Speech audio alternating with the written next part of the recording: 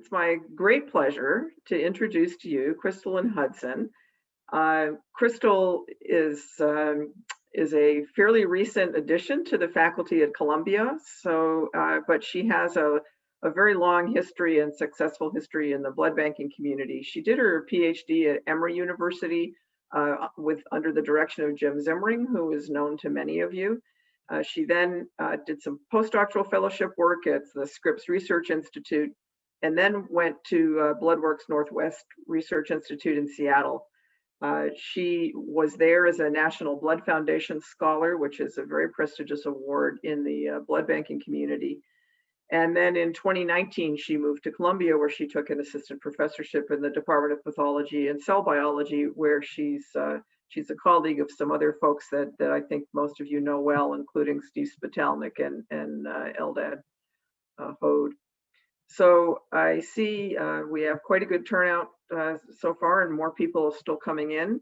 I also see that in addition to lots of Canadians who are interested in what you have to say, Crystal, I see a few names of your former colleagues from Seattle. So that's great. I'm going to turn this over to you and let you go ahead and tell us what you've been up to. Excellent. Thanks so much for the invitation, Dana. It's truly a pleasure to, I'm going to put this in air quotes, be here today. Maybe once all the COVID madness settles down, I can actually make it up there. So let's see if I can share the right screen. All right. So everybody can see my presentation? We can. Okay. Now, normally I would start by saying, please feel free to interrupt me. But since I'm just looking at my computer screen and it's very hard for me to see when someone raises their hand or puts things in the chat box, feel free to interrupt Dana. And she will ask questions at the end. Okay. So today I'm going to talk to you about something I've been working on for the past, I would say about a decade now. I'm going to date myself a little bit, but it's something I'm very passionate about, and it's tolerance and autoimmunity to red blood cells.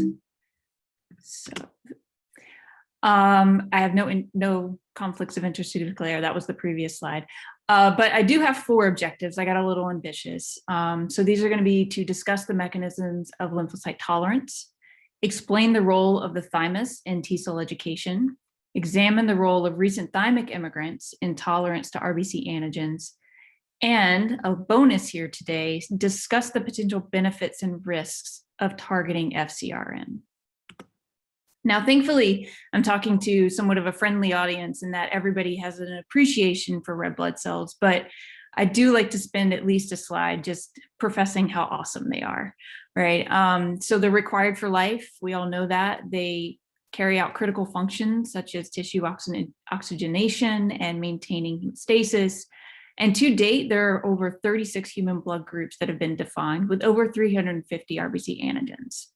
And some of these antigens are considered immunogenic, meaning that if you're exposed to them through, say, pregnancy or transfusion, they can elicit an immune response. Now, these aren't just like proteins stuck to the surface of the red cell, right? A lot of them have functions. For instance, Duffy combined chemokines. The P antigen is a receptor for the parvovirus. And they're also really heterogeneic in that there are different copy numbers. They have different tissue expression patterns. So they're really more than just these things we think of as being stuck to the red cells. The other thing that I'd like to mention is that tolerance to red cells actually breaks down, right? So we see this when we get a positive DAT in the blood bank. We see this when someone comes in with autoimmune hemolytic anemia. And tolerance actually fails quite frequently, right? So if we look at normal asymptomatic blood donors, you see about 0.1% of them have autoantibodies bound to the red cells. If you look at hospitalized patients, this frequency goes up to 8%. If you look at individuals who have defects in lymphocyte tolerance, this is up to 30%, right? So tolerance does fail, and it does so frequently. Now, not all failure of tolerance is bad, right? So we know that autoantibodies can bind to the red blood cells and they don't, increase, clearance rates, or they don't induce hemolysis or anything like this. But in some cases it does. And when this happens, this is what we call autoimmune hemolytic anemia. Individuals who have autoimmune hemolytic anemia, it's very challenging to support them, right? So transfusion support is challenging because almost all red cell units are incompatible. And this is because essentially the target for these antibodies is ubiquitous to most antigens. So it's mostly to the Rh antigen, which I think is actually kind of fun in an immunological perspective, because I just told you that red cell antigens are expressed on other tissues, with the exception of Rh. Rh is restricted to the red cell. We also know that in cases of autoimmune hemolytic anemia, some cases are secondary, associated with lymphoproliferation or infections, but in 50% of the cases, it's idiopathic. So I really have set on this, course of research to really understand, why does tolerance fail? And the easiest way to do this is actually in a mouse model. So today I'm going to use predominantly the mouse, the HOD mouse, which was generated by Dr. Zimmering.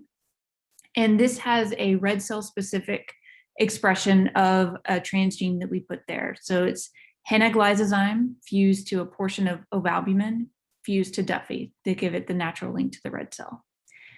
Again, this is red cell specific, but it also contains a lot of bells and whistles, especially for the immunologist, right? So HEL is a B cell epitope, OVA is a T cell epitope, and we have transgenic animals that have B cell specific for HEL or T cell specific for OVA.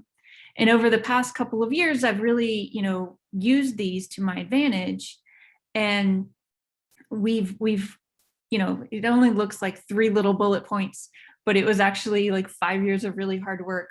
And I'm going to summarize the findings thus far. Number 1, in the HOD animal itself, autoreactive T cells are there, but they're not functional. So if we take a HOD animal and we immunize it with OVA-CFA, trying to boost up the CD4 T cells specific for OVA, they don't expand.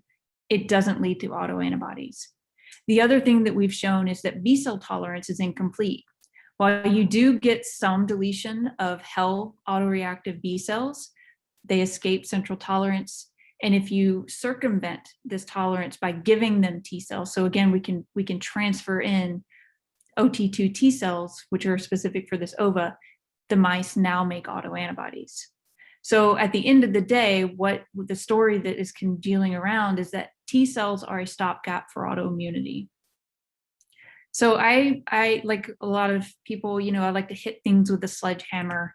And so for the current studies, what I've done is I said, all right, I'm interested in T cell tolerance. I want to know how these autoreactive T cells are being tolerized, right? Because if we already have that the B cells are, receptive to help, they're, eating the red cells, receptive to the T cell help, they can make autoantibodies, then really it's the T cell part that we're looking at. So for the next couple of slides, what I've done is I've crossed the HOD to the OT2. And you'll see the blue is for the HOD negative OT2 littermate non-autoreactive mouse. And then the red is the autoreactive genotype. So again, I'm going to condense everything down and just tell you the main findings. In these HOD by OT2 F1s, I immunized them with OVA-CFA or HEL-CFA. And at the end of the day, the only mice that will make HOD-specific antibodies are those that are HOD negative, OT2 positive. So we can actually get those OT2s to expand and provide B cell help. We do observe a little bit of deletion of the OT2s when the HOD autoantigen is present, but they're not all deleted. And of the ones that are still there, they're generally non-functional. So what I've done in this last figure here is we've taken the HOD by OT2s and we isolated the OT2s. We pulled them out, we enriched them, and we labeled them with cell trace. So what you see on the y-axis are the OT2s that come from the autoreactive mouse, and on the x-axis, those that came from the littermates. You wouldn't know it by this picture, but we actually transferred them in at a 1-to-1 ratio. And then this particular mouse was given a PBS infusion, and this was looked at day 3 after the PBS. And what you see is there's a competitive disadvantage for survival from the T cells that came from the autoreactive animal. Now, if you give them, instead of PBS, if you give them a red cell transfusion, the HOD red cell transfusion, you get robust proliferation of the OT2s that came from the non-autoreactive animal, and then very little proliferation from the OT2s that came from the autoreactive animal. So again, there's this functional program that has been altered just because these T cells grew up in the presence of the RBC autoantigen. So most T cells, they come from the thymus, or they're educated in the thymus against most of your self-antigens. So from this data, we hypothesized that thymic central tolerance is required to prevent RBC autoimmunity. So just in general, how does this work? So your hematopoietic stem cells come to your, migrate to your thymus, where they undergo a series of developmental processes. And there are two questions that are asked. One during positive selection. So here, does my MHC, is it recognized by the T cell receptor, right? So if the T cell receptor isn't specific for the MHC, then it undergoes rearrangement or deletion. The second question is in negative selection, is my newly formed T cell receptor autoreactive? If it's autoreactive, it can undergo T cell receptor editing, it can be deleted from the repertoire, it can be diverted into a regulatory T cell, or it can be ignorant, energized.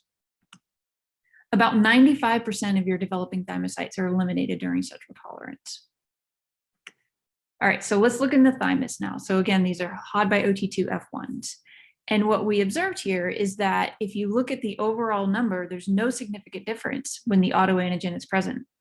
And here's just the flow plot for that. So CD4 on the y-axis, CD8 on the x-axis, you see similar percentages of your CD4 positive OT2s. And this isn't dependent on whether or not the HOD autoantigen is present. The other outcome I told you, I said, well, they can be Tregs. Well, there's no significant increase in Tregs when the HOD autoantigen is present. But does that mean that these can't be induced to be deleted or go into a Treg phenotype? Because what if there's something inherently different about the OT2 TCR transgenic animal? So for these studies, I introduced a new player here. So OT2s that have never seen HOD before, whether it's in utero or otherwise. And we gave these animals an IV injection of soluble ova. So soluble ova will now be presented in the thymus. And you actually see the effects of that. So in all the ones that are labeled ova, you see significant reductions in the overall numbers of your CD4 OT2s. And here are the controls for that, the flow plots for that. On the left-hand side, you see the PBS groups. So you see about 35% of your CD4s are OT2s. It doesn't matter which genotype of mouse they're in, and they all undergo similar reductions in OT2s when you give them the soluble ova. And you see something very similar with the Tregs. So with the soluble ova, now you get a nice expansion of CD25, FOXP3 positive CD4 Tregs, right? So it's not that the OT2s can't be deleted or they can't be diverted into a Treg. It's just that they're not. So either that means that the HOD autoantigen isn't being presented in the thymus, or it's presented in a form that isn't recognized by OT2s. And then it's also possible that it's presented at such a low level that it's not inducing deletion or diversion. So just to kind of summarize thus far, the HOD positive, OT2 positive mice, they don't have detectable autoantibodies even upon immunization. The autoreactive T cells are present, but they're not functional. They don't seem to be undergoing any sort of negative selection in the thymus. And with that, you don't see deletion or an increased expression of Tregs.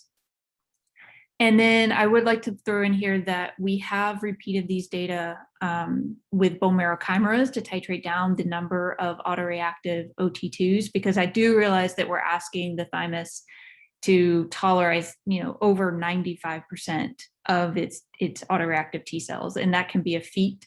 But even when we titrate down the frequency to under 5%, we still see the same phenotype in the thymus.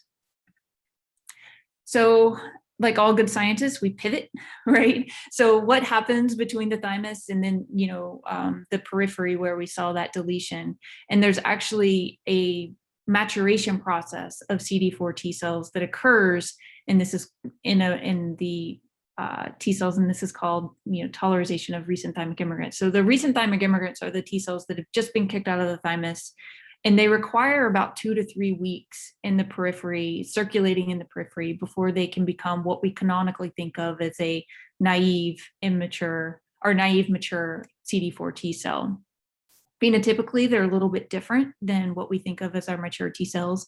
They have lower CD28 expression, higher CD3 expression, and they're more functionally programmed to become tolerized as opposed to promote an immune response.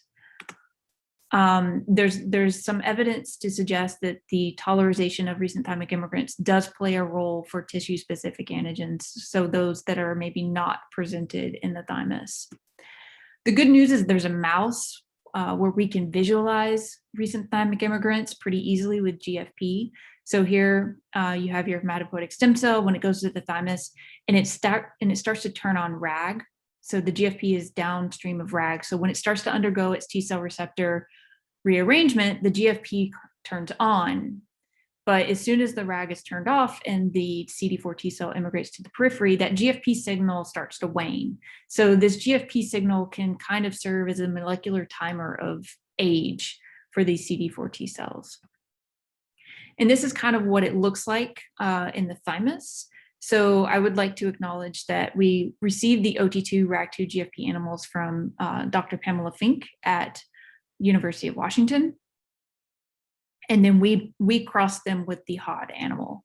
So if you look in the thymus, you can see that there's pretty high expression of GFP, which you would expect, right? Because this is when all your T cells are undergoing receptor rearrangement. And if you look at the spleen, there are clear populations of GFP high, it's going to be your recent thymic immigrants, intermediate, and then mature. You do see a little bit of the differences between the autoreactive mouse and the non-autoreactive mouse. And I think this is probably because you do see a little bit of deletion, so you're getting more recent thymic immigrants coming out of the thymus. But the way that this kind of works is that the RTEs have been out for about a week, the intermediate 2 to 3 weeks, and then the mature greater than 3 weeks. So we took that strategy, we gated on high, low, and intermediate, and we either adoptively transferred them into a new mouse or just straight ex vivo phenotype them. The mice that got the adopted transfer, we gave them a transfusion of HOD red cells, and we looked at proliferation at day 4. So starting with the mature CD4s, the dotted line here is HOD transfusion. The gray is a B6. So these are all the background antigens on the red cell with the exception of HOD. And on the x-axis, you're looking at Ki67, which is an indirect measure of proliferation. So in the littermate controls, when you give them a HOD transfusion, so again, these are OT2s put into a new mouse, HOD transfusion, they all proliferate. But if you do the same thing with the OT2s that came from the autoreactive mouse, you don't see any proliferation. And this is very consistent with one of the first slides I showed you, with this cell trace experiment. They don't proliferate, and those were taken from splenocytes. So this data is consistent. Now, if you back up in molecular time, right, and you look at the GFP high, so these are the recent thymic immigrants. They just came out of the thymus. As you would expect, the T cells that came from the HOD negative animal, they proliferate in response to HOD. But surprisingly, the T cells from the autoreactive animal also proliferate to HOD. And the intermediate phenotype is just that for the autoreactive. Some of them proliferate, some of them don't. So what you can really start to appreciate here is that when the, I'm going to say, non-tolerized OT2s come out of the thymus, they respond robustly to autoantigen. And then as they mature, they lose this ability. So they become tolerized. It's also important pointing out, you can take these OT2s from any of these stages of development and the glutamate controls, put them into a hot animal, they induce autoantibodies. If you do the same thing for the GFP high from the autoreactive mouse, those two induce autoantibodies, but if you do it for the intermediate and the low, they cannot. So there's something definitely in their programming that's preventing them from providing that B cell help. So because they had this initial burst of proliferation, we decided to look at activation of AKT and mTOR, and we saw, so again, the red is the autoreactive. We saw that both AKT and mTOR were being activated in the GFP high compared to the glutamate controls. And this isn't terribly surprising because we do think that, you know, when you get that initial T cell receptor signaling, you're getting that burst of proliferation, you're getting activation of your AKT and your mTOR that's helping you translate new proteins and grow and divide. But we do think that this program actually shuts down as these T cells mature. We have some additional data that shows that mTOR is actually shut off after prolonged exposure to the hot autoantigen. And what we've also seen is that when these mice, and I'm kind of spoiling a little bit, but this process actually breaks down and you get breakthrough mTOR activation when these mice start making autoantibodies. And this kind of makes sense with some of the treatment strategies because rapamycin has been somewhat successful in treatment of autoimmune cytopenias, including Evans syndrome, and a couple of case reports for autoimmune hemolytic anemia. So what else is happening? So again, these are GFP high, intermediate, and negative, and the co-expression of CD73 and FR4 has been associated with anergy. And what we've been able to see is that as early as the GFP high, you start to see co-expression of these two molecules in the autoreactive T cells that you don't observe in the glutamate controls. You also see that when the GFP high cells, when we look for CD62L and CD44, which would be, you know, 44 negative is going to be your naive CD4 T cells, you see that they're already somewhat antigen experienced, even right when they come out of the thymus.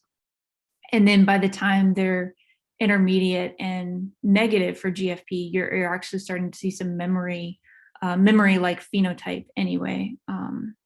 So these T cells are you know, they're being exposed to their autoantigen, they're proliferating a little bit, and then some, you know, they're being shut down. So we also looked at markers associated with anergy, and we see that there's intense upregulation of EGR2 in fat and helios, and they stay pretty high throughout their maturation. We see significant upregulation of PD1 and GITR with a little bit of LAG3. So you're getting transcriptional regulation, you're getting cell surface inhibitory marker upregulation. So you've got a lot of negative signals coming in to shut the response down. So just to kind of put it all together in a signaling map, which I've been most resistant to looking at because it makes my head hurt sometimes. But if you get TCR signaling in conjunction with co-stimulation, you get activation of mTOR proliferation, you get the transcription factors, NF-kappa beta, AP1 and NFAT, and this sit down and it drives, you know, expression of your cytokines. It activates your T cells. Your T cells are happy, they're proliferating, they're giving all the signals that they can go off and help B cells.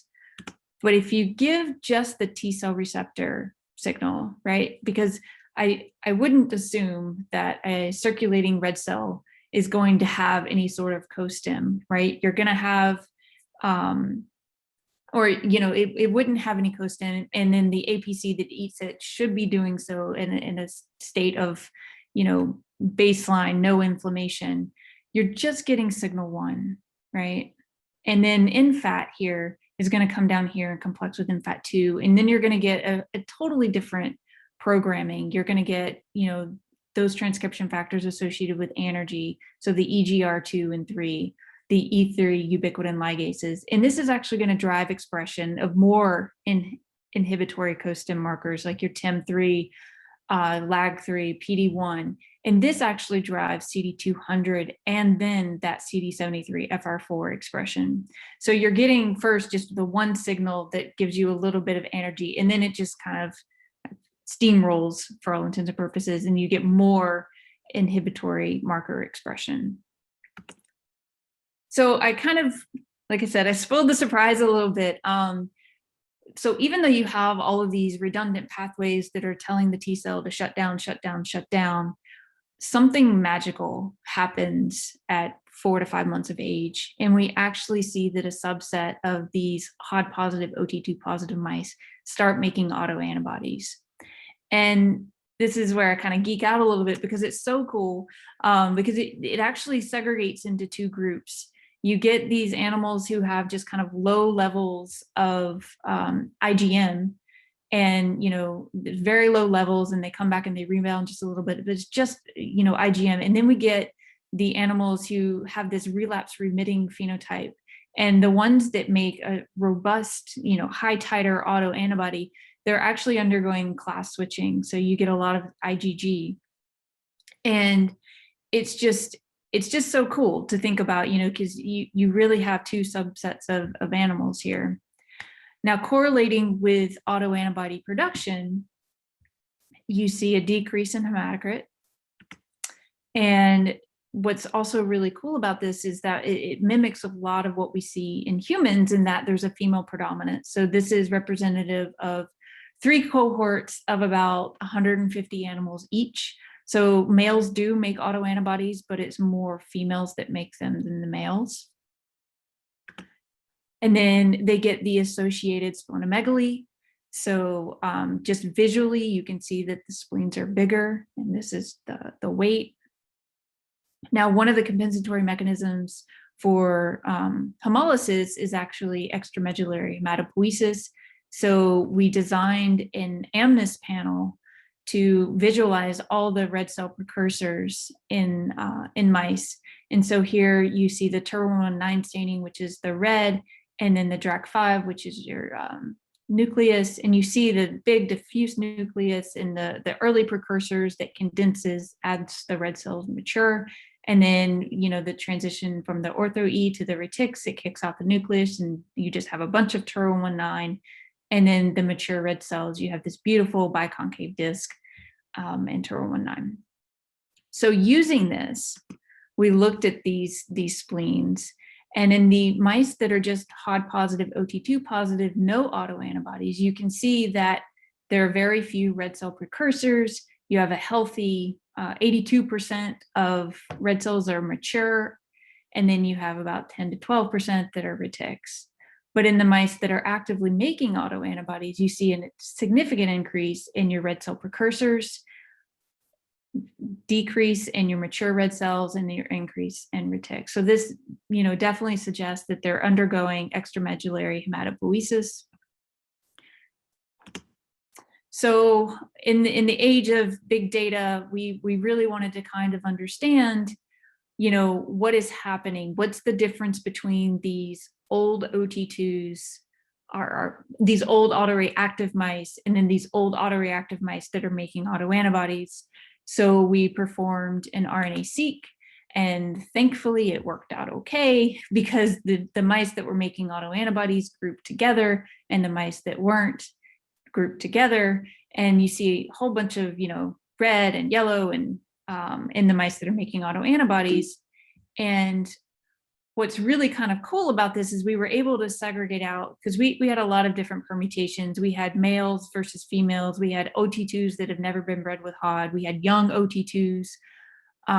So we stratified based on age, based on whether or not they were making autoantibodies, and based on whether or not they had seen HOD. And so we were able to actually narrow down our gene set to 109 genes that had been differentially expressed in the autoantibody animals.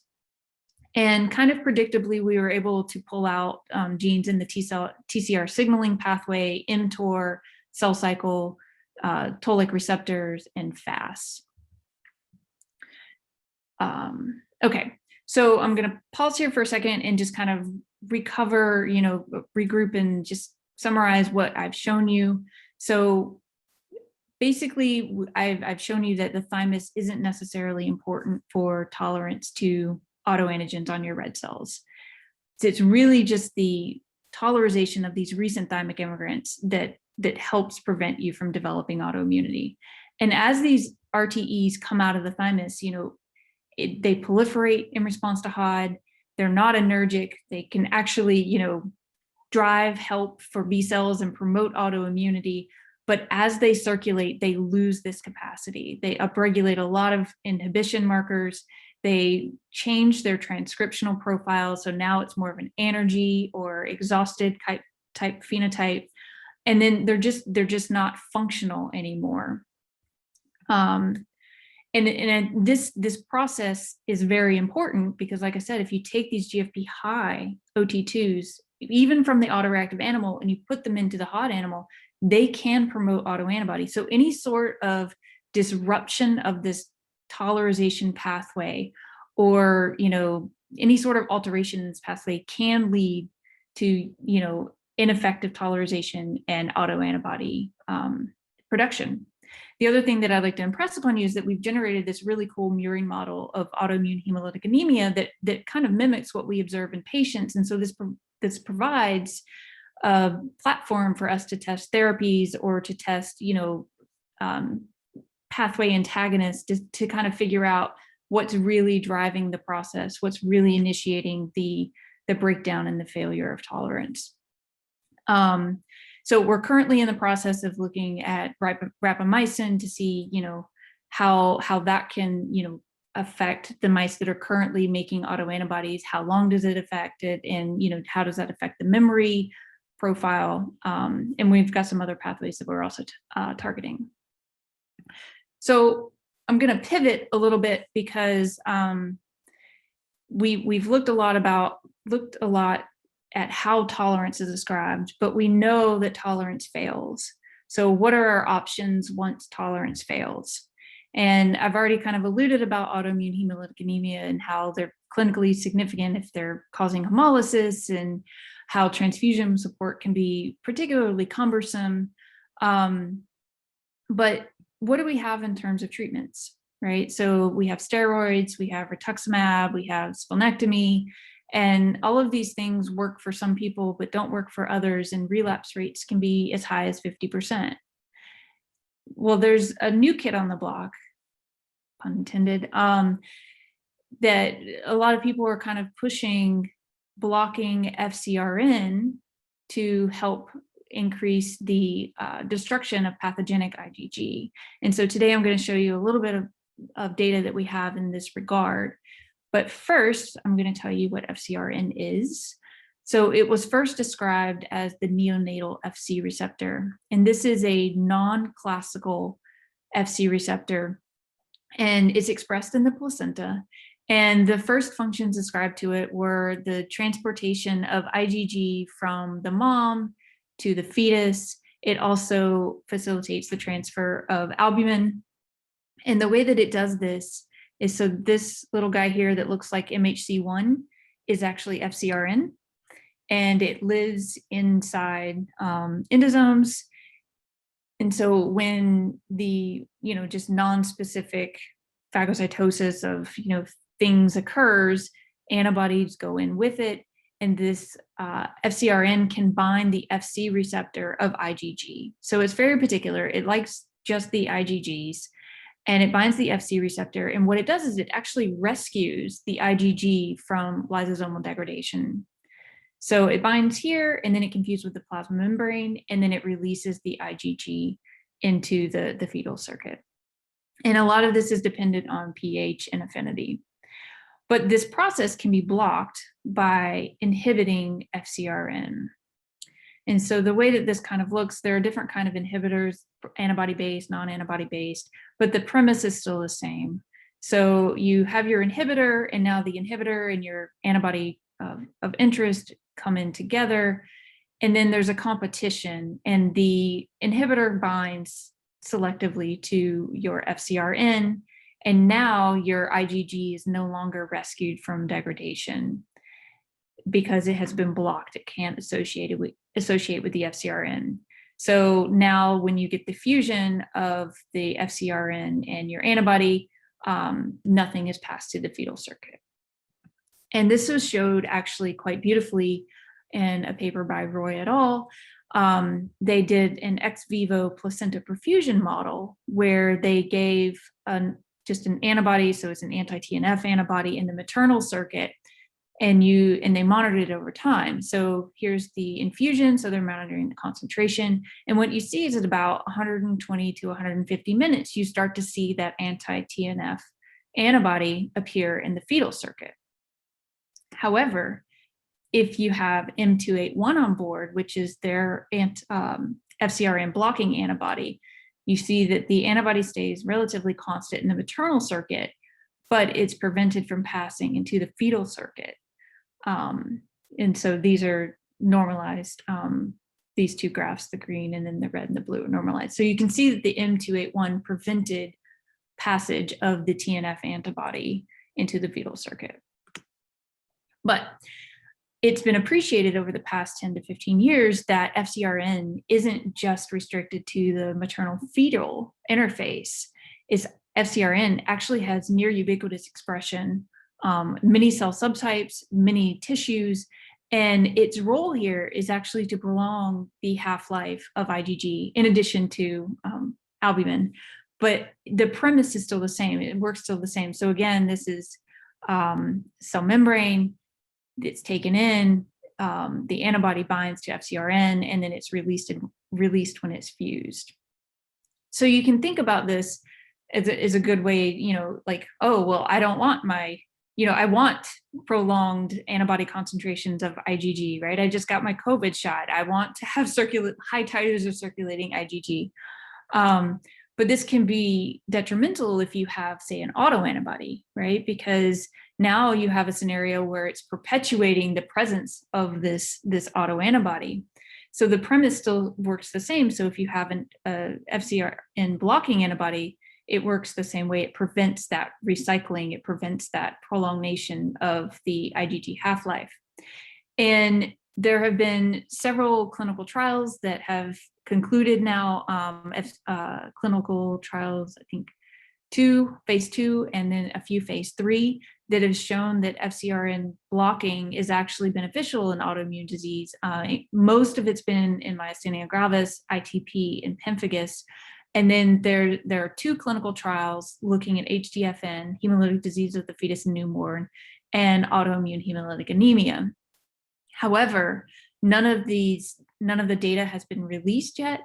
And last time I checked, they had very low enrollment numbers. So we wanted to kind of take this as an opportunity, because we have our model of autoimmune hemolytic anemia, and really ask the question, will it work in this setting? So if we go back to our hot animal, right, we can make hot animals autoreactive just by giving them an adoptive transfer of OT2s. So because the OT2s recognize this OVA, and then you can see here that they make a copious amount of HEL-specific IgG after 14 days. So this is what we did. We gave OT2s to hot animals, and then after 14 days, we collected baseline data. So how much antibody were they making? Did they have antibodies bound to their red cells? And then CD71 and TUR19 to kind of get an idea of what their reticulocytes look like. And then the next day, they got an anti-FcRn treatment or PBS. So for this particular experiment, we repeated this particular process twice. So the mice got 2 doses of anti-FcRn. And I don't know why I was surprised that it worked, just because I think that a lot of experiments don't work the first time, but I was really pleasantly surprised here. So the day 0 was in black, and you can see that, similar to what I just showed you, the mice that got OT2s, they make a lot of autoantibodies. And then in the FcRn treatment, so this is after the first treatment, not a lot of change, but after the second treatment compared to the PBS groups, they had significantly fewer autoantibodies. And what I think is impressive here is if you titrate out the serum, we didn't even go far enough to see what the titer is for the PBS group. but there's significant difference, right? Because we all run our cross matches at 1 to 100. But if you dilute it out, there's actually a much bigger difference in the titer of autoantibodies between the FcRn treatment group and the PBS group. But that's not the whole story, because the other part of the story is that now you have lower DATs. So you have fewer autoantibodies bound to your red cells in the FcRn treatment group compared to the PBS group. So not only do they have fewer circulating autoantibodies, but they have fewer red cells that have autoantibodies bound to them. The other thing that we observed is that the FcRn treatment group had fewer reticulocytes compared to the PBS group. And this kind of makes sense because the other data that we have is that there was a rebound in the hematocrit in the FcRn treatment group compared to the PBS group. So the PBS group, they're undergoing a lot of hemolysis, and so they're making new reticulocytes to kind of catch up. And then finally, similar to what we've seen in our autoimmune mice, the PBS group had about 50% bigger spleen than the treatment group. So we're currently in the process of repeating these experiments. I realized that, we only did 2 treatments, and I think we probably need to do, double that, but also collect more data.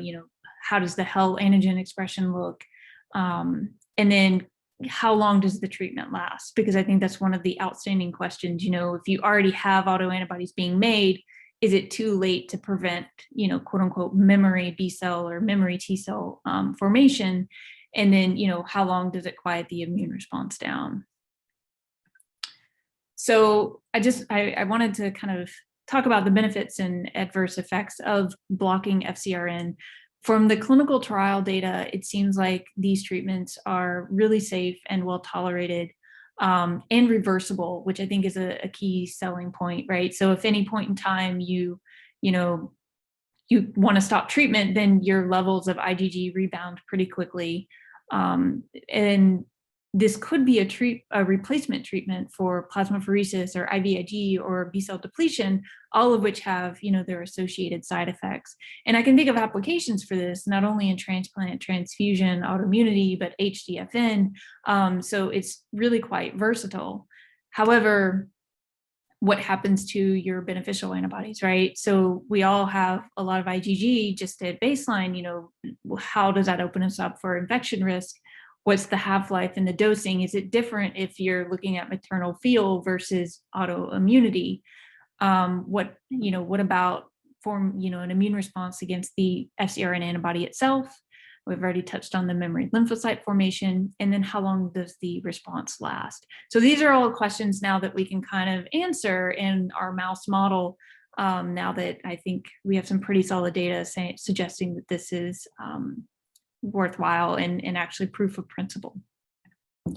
So it takes a village. I'm humbly grateful for all of the help, and not only my own members of the lab, but also my collaborators.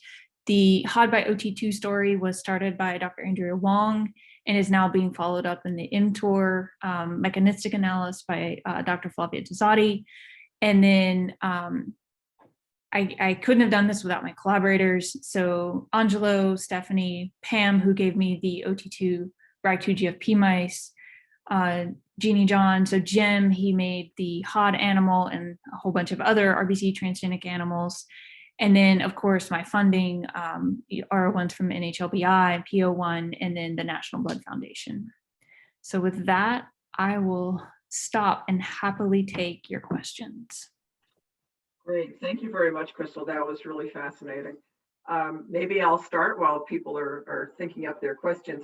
I was just curious if you've looked to see whether when you use these FcRn blocking agents, do you actually see an increase in the red cell half-life?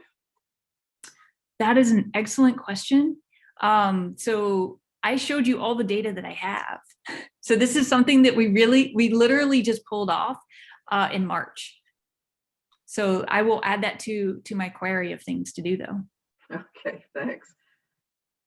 Okay, you can either put your questions in the chat box, or you can put your hand up, and happy to take questions.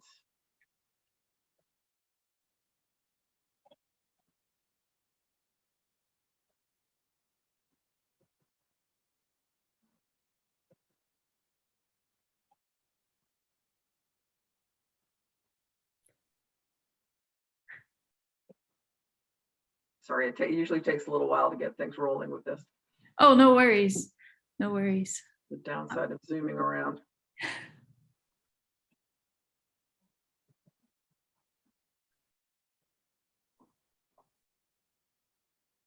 So I guess my other question was really, so is I appreciate that these clinical trials are slow to get rolling. I don't know whether that's a pandemic problem or just that these patients are rarer than we think they are. But I was just wondering if you know anything about the results they're seeing in the clinical trials. Does it really parallel your mouse model? In other words, how strong is your model? Yeah, so it does. So if you look at the ITP and the myasthenia gravis, there have been works published on that in the mouse model, and those seem to be quite robust as well. So a lot of people use more doses than we did.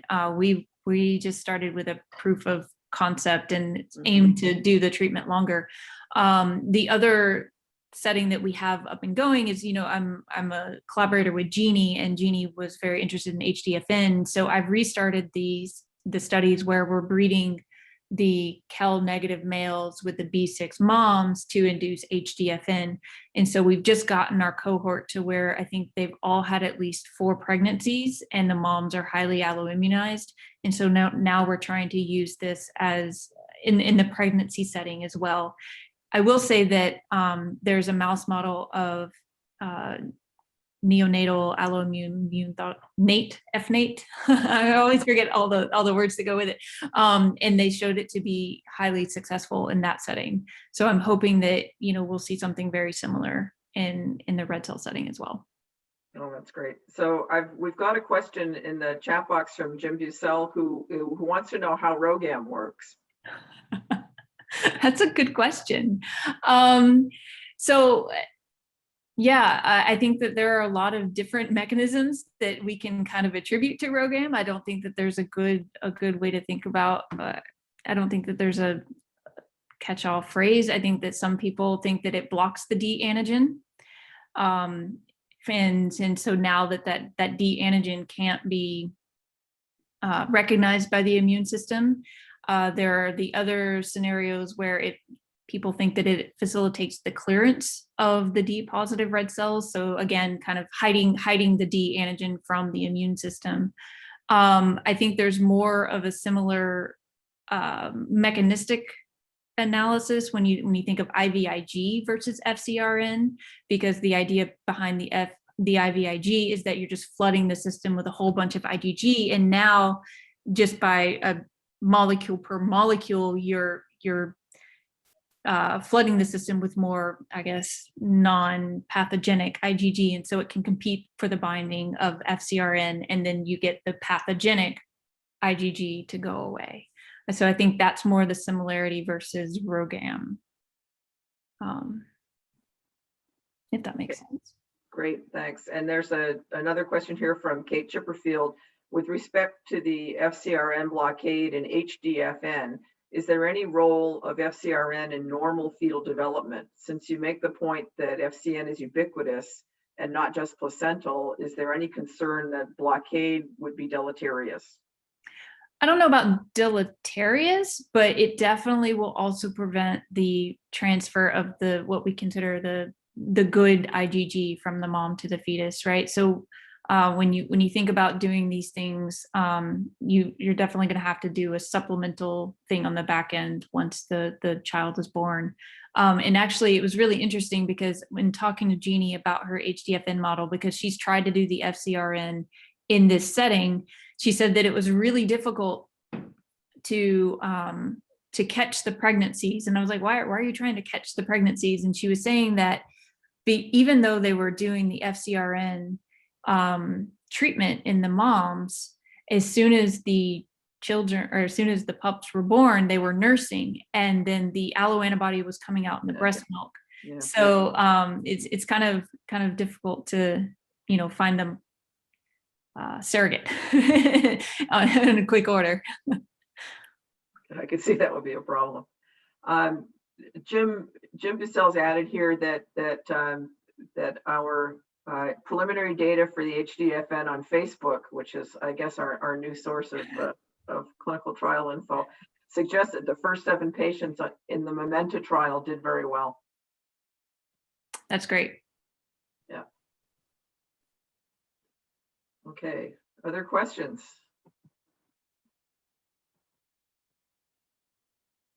Get some hands up. Use the chat box.